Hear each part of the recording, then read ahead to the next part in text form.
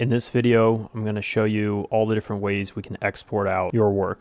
The first thing we need to do is ensure that we have an output folder selected in our end panel menu in the viewport, and we need to ensure that we have an edit scene also selected. And this edit scene needs to match the edit scene that's down in the sequencer. If you are using the new Story Tools update in 5.0 that uses scene strips and you want to work and cut and edit shots together that way, then we want to make sure that this edit scene matches this edit scene. If you're not using this workflow, whether you're in Blender 4.5 or you just want to use straight camera Playblasts to the VSE, then you can ignore this, but you still need to have an edit scene selected here that you want to import everything to. So if you remember back in the video where I discussed how scenes work, we need an entirely separate scene to collect all of our footage together to then cut and edit everything.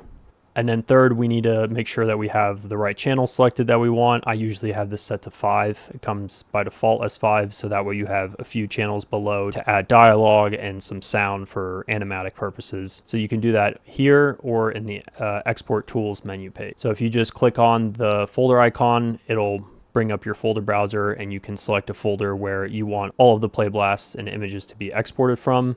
And again, the same edit scene is here and the channel. The first option here is whether or not to import anything into the sequencer. If this is toggled off, then any Playblast that you render will not import into the sequencer. Rendered step is a way to have it look like a traditional storyboard where it just kind of steps between each keyframe. I'll show an example of this later. We have burn in metadata here, so you have to toggle this on and then you can tick these guys on. What this does is just basically burns in this information into the actual video file, so it's overlaid on top of your image. If you want to customize this more and have more options, you can come down to the output folder here and properties and then scroll all the way down and go to metadata. Keep scrolling, and then here you can like tick everything on and off, and you can also activate the burn into image and adjust all the settings here. So I personally just only ever use these. However, now in version 2.0 with Whippet, there is a custom meta overlay, which I'll show you in a second. So you don't necessarily need this, but it is there if you want metadata to ship with your Playblast exports. This section here is for Blender 5.0 and up, and this allows us to convert our cameras into scene strips. And then as well as we can convert all those scene strips into Playblast files, which then get converted into video files and then re-imported if we want to, and cut exactly how we have our scene strips. So even if you choose to work with the scene strip workflow, which I showed in video 6, the Whippet quick start video, you can still move into video Playblast if you prefer to work that way. And then lastly here we have export stills. So the way this works, you just select the keyframes that you want to render out, and that will just export a PNG image of each keyframe. It only exports out visible selected keyframes. And then we have export references. I'll show this in a little bit as well, but basically what this does is you can have a 3D object in a scene, and then you can mark it as a reference, and you'll basically get 2 images per keyframe, one where everything that's showing up in the scene will be exported as one PNG file, and then anything that you marked as a reference object in the outliner will be removed from the second image, which gives you essentially a clean plate. And then the last 2 options here are Playblast the active camera or Playblast all the cameras. So this is if you are using Blender 4.5 or you want to just strictly work with Playblast videos and not use scene strips. Okay, so let's say we want to use the Blender 5.0 Story Tools update. So you have a couple of options. You can come over here and hit all cameras to strips, or you can conversely, you can come down in here on your dope sheet and you also have these buttons here so you can quickly convert them as well. So I'll go ahead and hit convert all. And then if you scroll up to channel 5 here, now we have every single camera assigned to a scene strip. So if I scrub here, you can see that the highlight corresponds to each camera. So this is how we convert cameras into scene strips. And then this gives us the versatility of editing while we still have storyboard work seen up here. So we don't actually need to edit and move keyframes around, move cameras around. We can do all of that editing here. So for example, if I shuffle this shot earlier, then you'll notice that we can start the shot here and then it will jump to the previous camera that we had. And then again, it will just jump to the next one. So this gives us a lot of flexibility and less having to jumble a bunch of work up here. If for whatever reason you want to convert the active camera to a scene strip, you can just go over the active camera that you want to convert and then just hit the single one, which is convert active camera, or you can do that up here.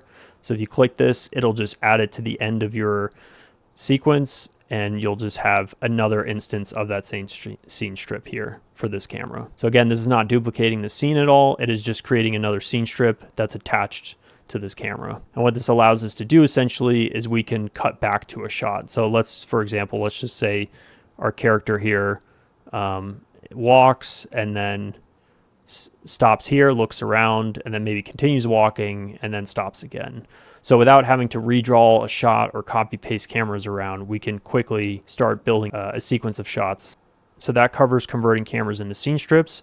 Now let's say if we want to convert scene strips into actual video files and move towards using Playblast videos instead.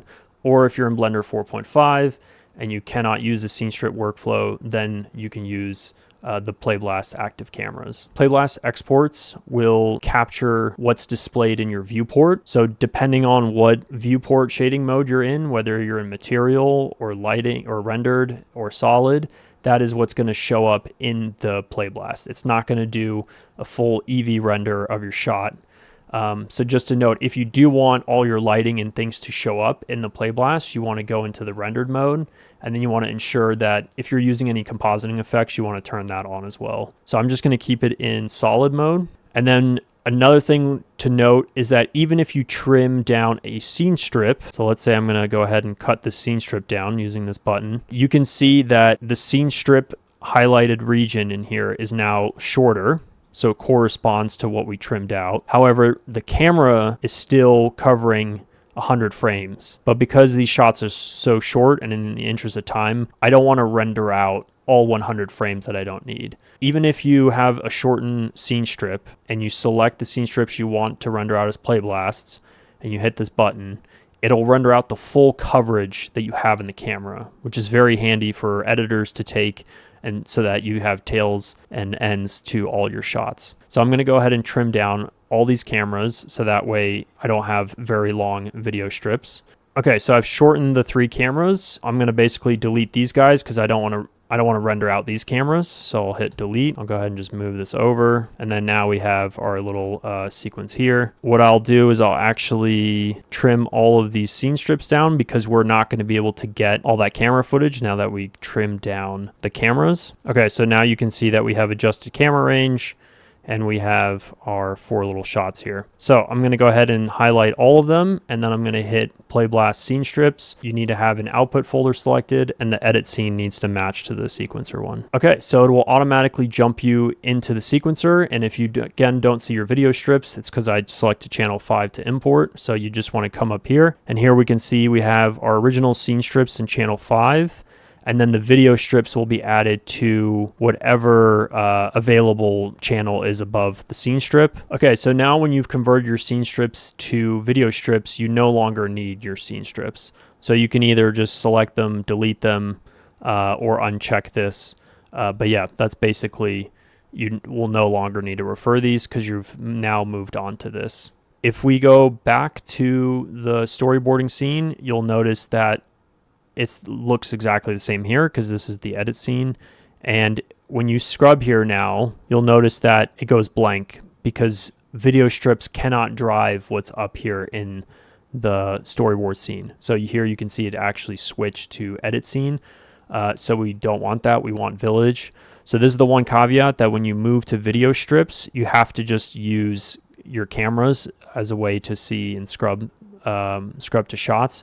So if you're working with multiple scenes, you're going to have to manually come up here and switch between all your different scenes. You would have to switch back to the video sequencer in order to see how your whole sequence is coming together. So that's just one thing to note. If you recheck the scene strips and then uncheck video strips, so now that we uncheck the video strip channel, we can actually see all of our shots being played out, and the scene strips drive it. So my recommendation is, if you want to use the scene strip workflow, go ahead and cut a full sequence together once, and then if you want to move into using Playblast videos, then I would do that after you've got a full cut of your sequence. That way you've done a lot of the editing work already, and then you can then move into refining, polishing, and having multiple take versions. That covers using scene strips, converting cameras to scene strips, and converting scene strips into Playblasts. Now let's take a look at how we can export stills. So what I mentioned previously is that only the visible selected keyframes will be exported. So if I select all these guys, we're going to get a PNG file for each of these frames. So I'll go ahead and hit export stills, and then you'll see a little message pop up saying that it's rendered all of them. And then now I'll pull up my Explorer file to show you what it looks like in a folder. So the folder that you selected here, which is my demo Playblast folder, you'll notice that I have the Playblast video files that we converted from our scene strips here. And then we also have our stills folder now. So every time we export out stills for the first time, you'll get a separate folder, and you'll also get that for the export references as well. So if you click into your stills, you'll see that there is a folder for each camera. This helps keeps you organized when you're importing into 2D software. Here you can see we have the scene name, the camera name, the take version. So if we re-export the same keyframe, you'll get a TO2, TO3, so on and so forth. And then we also get the frame number here, so you know that which frame it's referring to. So then here you can just, when you click on it, it's just a PNG of every keyframe. Okay, let's take a look at exporting references. So I'm going to go ahead and pull in a 3D model. I'm going to open up an asset browser here. I'm just going to pick one of these free assets from the Blender Studio. So here we have a 3D model. So now we can use a 3D character as reference. And for example, the stick figure is probably too big in relation to the scene. So what we would do is if we wanted to work in a 2D software, we could come into the outliner, right click and hit tag as a Whippet reference. And what this will do is then we get two different types of the image. We get both everything we see inside the camera, as well as another instance where that character, where all the models that are marked as Whippet reference are hidden. So we get a clean plate. So I'm going to go back and click on the grease pencil object because I know I've got some keyframes that I want to use. So again, I'm just going to go ahead and deselect and only select these three just to show as an example with this shot. So now if I hit export references, you'll get another message down here at the bottom, says render 2 images for the selected keyframes. And if I go back into my output folder, I now have a new folder called reference, and here we have the camera folder, and then we have for every keyframe we have both a background and a reference image. So I'll open this up, and here you can see this is our background, so this is essentially our clean plate, and then here we have our reference. So what you would do with this is bring both of these in, one as a reference layer and one as a background layer, being the clean plate. Okay, so now I'm in my 2D software, and I just dragged in the first 2 images from our reference folder. It's just so you can see the purpose of this. This top one here is my reference image, and then the bottom one is the clean plate. So if I hide both, there's nothing. But again, what you would do is you could lower the opacity of your reference one, so you can see that the model is then, you know, more faint. And then what you would do is you could just draw to that model, making sure your character is to scale inside the scene. So that's how you would do it. Obviously, you wouldn't want the grease pencil. You wouldn't have any grease pencil drawings here. But this is just to show you if you wanted to work in 2D software and you wanted to have things drawn to scale correctly, this is how you can use that reference feature. So the last thing that we can cover is just Playblast the camera. So the last thing we can cover are Playblasting the cameras. If you hit Playblast all cameras, it will Playblast all the cameras that are inside the scene frame range. So here you can see I'm adjusting the scene frame range. So if I reduce this all the way down to only overlap with these first 2 cameras and I hit Playblast all, it will only Playblast these 2 cameras. So here it'll render all of them. Conversely, if you only want to render a certain set of cameras, you can hit P to create a preview range. And let's say I just want to do these 3, then it will, if I hit Playblast all, then it will only Playblast these 3 cameras. So that's just one thing to know. You can't say, oh, I want camera 5 and camera 2. Unfortunately, that's not a feature. And then of course, hitting Playblast active camera will only Playblast the active camera that you have here in the dope sheet. So I'm going to go ahead and hit Playblast all, and what that's going to do is give me new take versions of each camera.